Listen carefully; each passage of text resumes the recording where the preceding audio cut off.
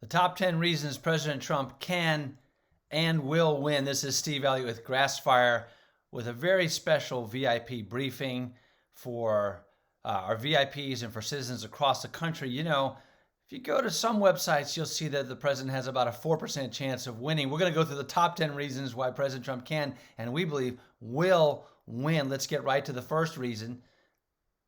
It is the polls are moving. The polls are moving very, very rapidly right now over the past few weeks. First of all, the polls were likely wrong for weeks and months, and now they're starting to move and show traction in the direction of President Trump. Let's take a look at a few of the polls. Here's a Trafalgar poll out of Pennsylvania that shows the president ahead, a state that the president obviously has to win. In fact, this is the key state in the entire election.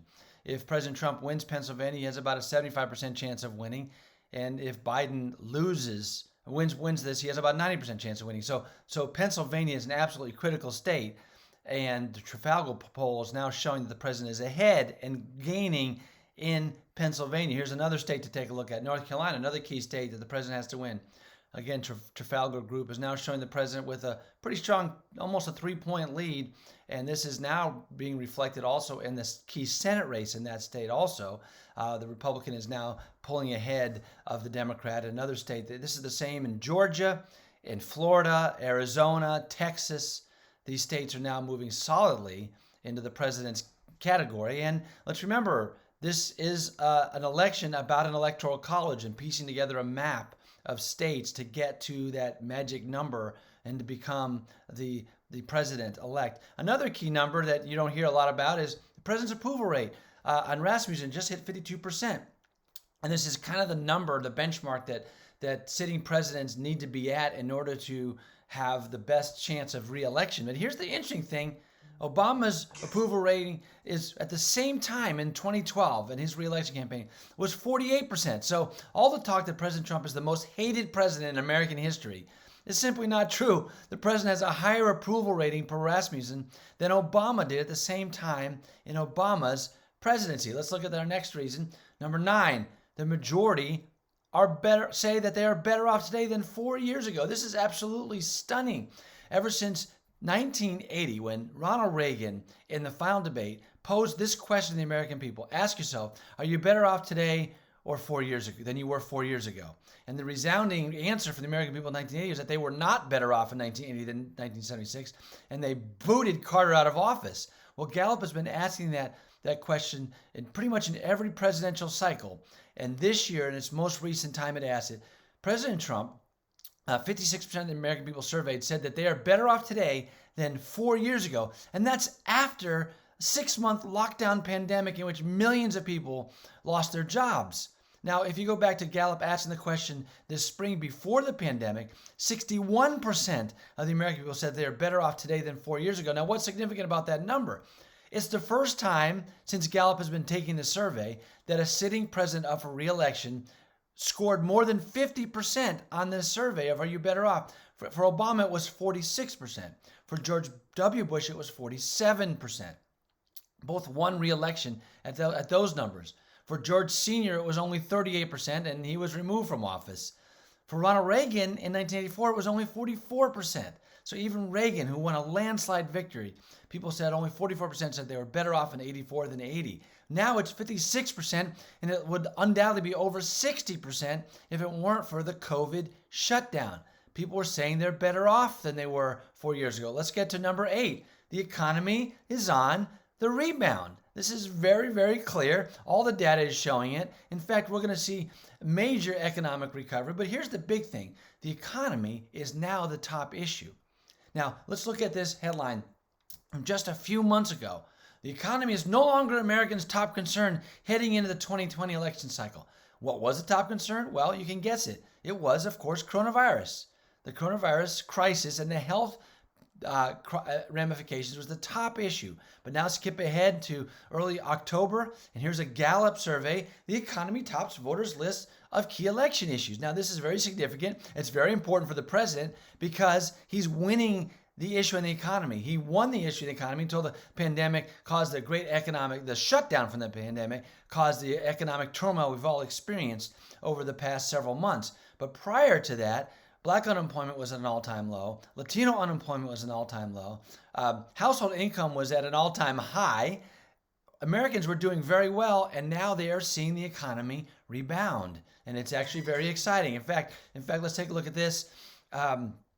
This is from the Federal Reserve. The latest estimate, and final numbers may come out this week for the third quarter, was that America will see a 36.2% growth in the real GDP.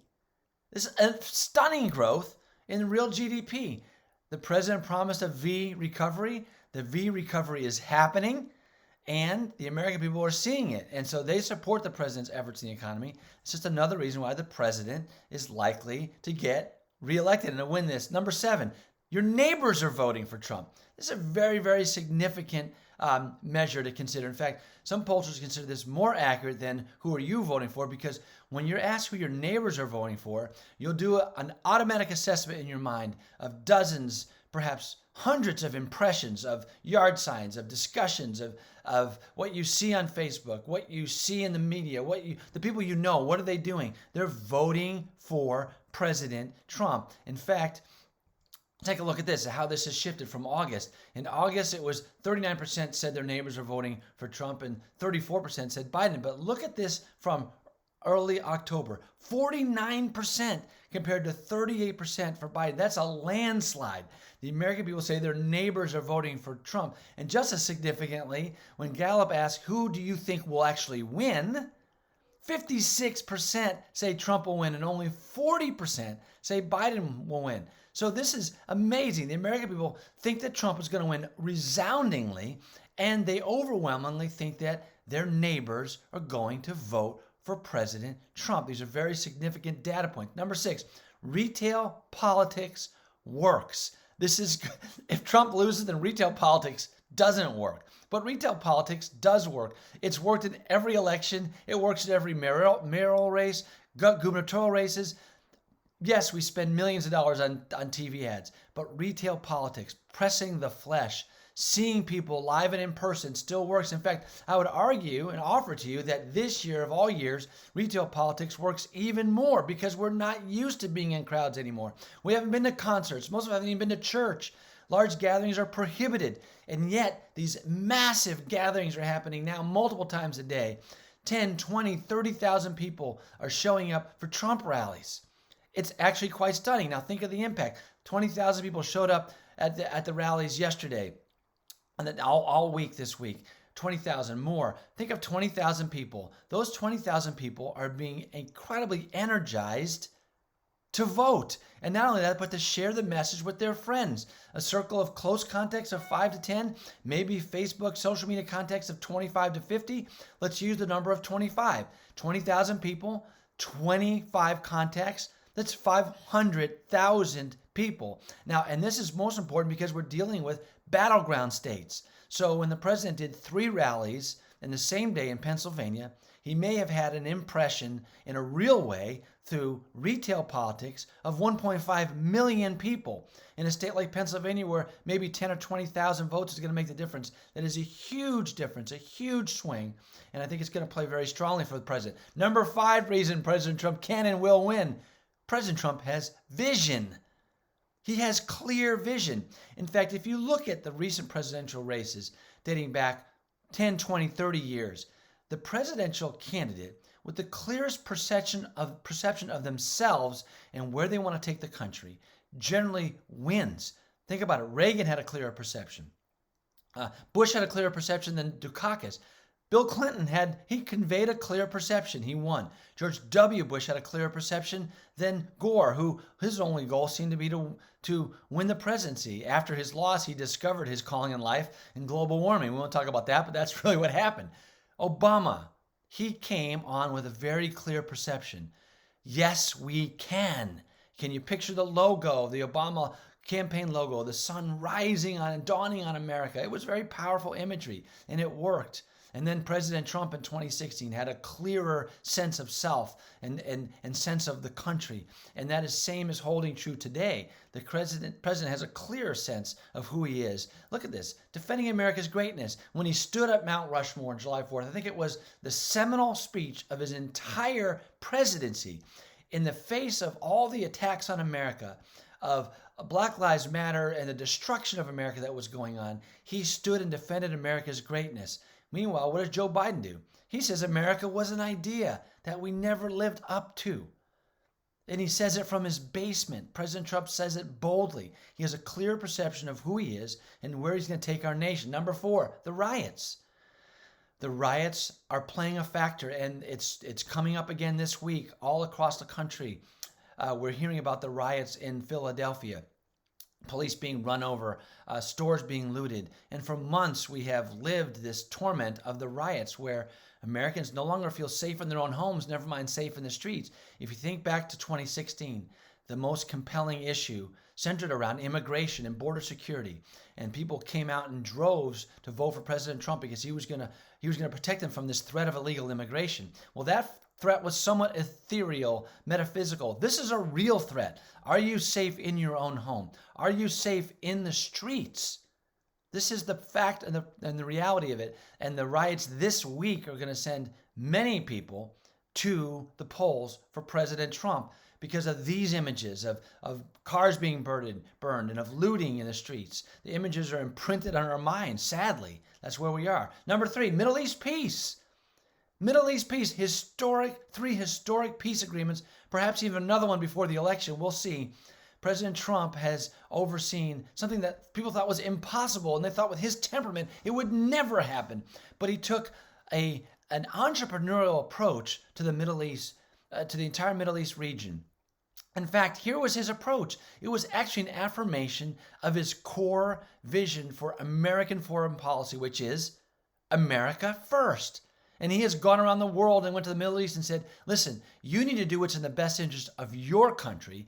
Everyone needs to pursue the best interest of their own countries, and let's come together and find a way to make peace. And it's happened. It's historic. Look at these headlines of an Arab newspaper. Peace be upon all. This is not insignificant. This is very significant. President Trump, if you think he's too bombastic and he has formed the most significant peace deals in decades in the Middle East. President Trump. Let's get right to number 2. Black and Latino voters may save America. It's been unbelievable what we're seeing, the movement toward President Trump from Black and Latino voters, especially African-American voters. Look at this Rasmussen reports. This is just within 2 weeks of the election. National Daily Black likely voter job approval for the president went from 25% to 46% in a course of a week.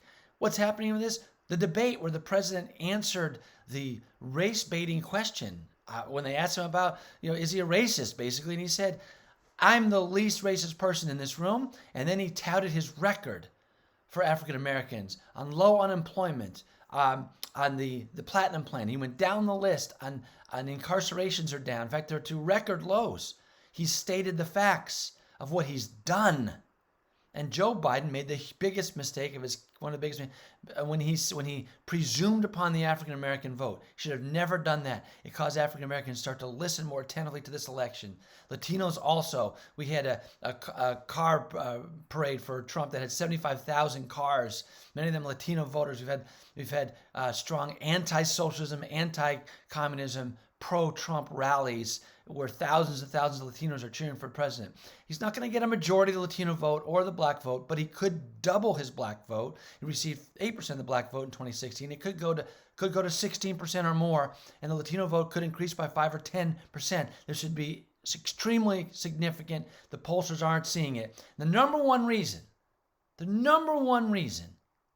why Trump will win is you, because you've been presumed upon. You've been ignored. The Silicon Valley elites don't think you should even have all the information, so they're shutting down posts. They're shutting down the information. They don't want you to have the truth. They don't think you have an independent thought, and they think that they've been able to control you to this point. But it's proving to be not true. Look at this survey information from a recent Trump rally in Iowa. They identified 10,000 voters. Half were not Republican. 30% were Democrat. 25% didn't vote in 2016. There is a silent army out there that's going to the polls, that has early voted, that's going to vote in waves and waves of voters on election day. You are the reason why it's happening. This is a picture from a Latinos for Trump rally where thousands of people were in attendance, and we're seeing it all across the country. And then we have these worship rallies we're taking, headed by Sean Feucht, a good friend of our church. Thousands and thousands of people coming out and worshiping and reclaiming their freedom of religion in our public spaces. It's happening all across the country. It's been amazing. Those are the top 10 reasons that we have found. The number one reason is you. So let me encourage you to do a couple things. First of all, would you share this video with your friends on social media? Let's get the word out. There's reason to believe that President Trump will win on Election Day, that when the final votes are cast, the president will be reelected. Also, make sure you go to the polls. If you haven't voted early and you're not going to vote early, go to the polls. Go early. Flood your polling places. Let's take a stand. Thank you so much for listening to this special VIP briefing of the top 10 reasons why Trump will win. I hope you've enjoyed it. This is Steve Elliott with Grassfire.